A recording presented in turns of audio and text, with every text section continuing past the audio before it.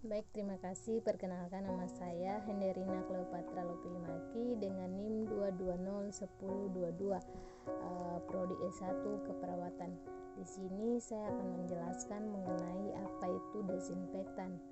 Jadi di sini desinfektan adalah suatu tindakan untuk membunuh kuman, patogen atau apatogen. Di sini juga ada beberapa macam-macam desinfektan. Yang pertama ada garam logam berat, yang kedua ada zat pewarna, yang berikut ada klor senyawa dan senyawa, fenol dan senyawa-senyawa lain yang sejenis. Kemudian ada alkohol, kemudian ada etilen oksida, ada hidrogen peroksida, ada sabun dan deterjen, dan juga masih banyak lainnya.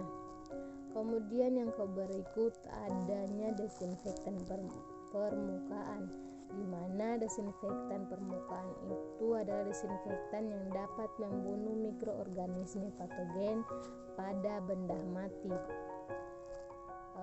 Mungkin itu penjelasan saya mengenai patogen, dan selanjutnya saya akan menjelaskan mengenai pemberian diagnostik. Kemudian yang berikut mengenai pemeriksaan diagnostik. Nah, di sini kita tahu bahwa persiapan pemeriksaan diagnostik itu adalah hasil suatu pemeriksaan laboratorium.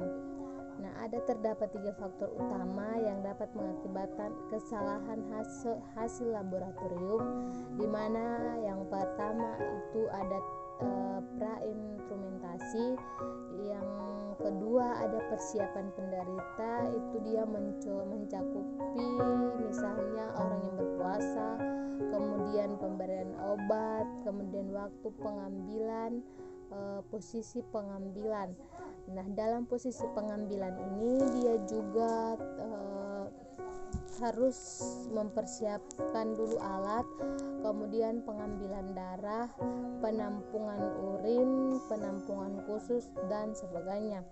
Kemudian ada juga cara pengambilan sampel, di mana pada tahap ini perhatikan ulang apa yang harus dikerjakan, kemudian kita lakukan pendekatan dengan pasien atau keluarganya sebagai etika dan sopan santun.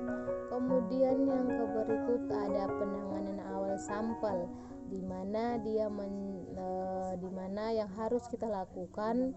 Yang pertama, kita harus mencatat dalam buku ekspedisi, kemudian jangan lupa melakukan homogenisasi, kemudian segera tutup penampungan yang ada sehingga tidak tumpah, kemudian segera dikirim ke laboratorium dan perhatikan syarat khusus. Kemudian yang berikut perlu adanya juga persiapan dan pengambilan spesimen, di mana seperti pada pemeriksaan darah. Untuk yang pertama, kita harus mengetahui tempat pengambilan darah untuk berbagai macam pemeriksaan laboratorium. Bisa juga di perifer atau pembuluh darah tepi, kemudian vena, kemudian arteri, kemudian pada orang dewasa yang diambil pada ujung jari atau daun tepi telinga bagian bawah. Kemudian ada juga pada bayi dan anak kecil dapat diambil pada ibu jari atau kaki atau tumit. Kemudian ada juga bentuk pemeriksaan, terdapat juga bentuk-bentuk pemeriksaan. Kemudian untuk pemeriksaan urin, yang pertama kita menafsirkan dulu proses-proses metabolismenya, kemudian mengetahui kadar gula pada tiap-tiap waktu makan, kemudian jenis pemeriksaan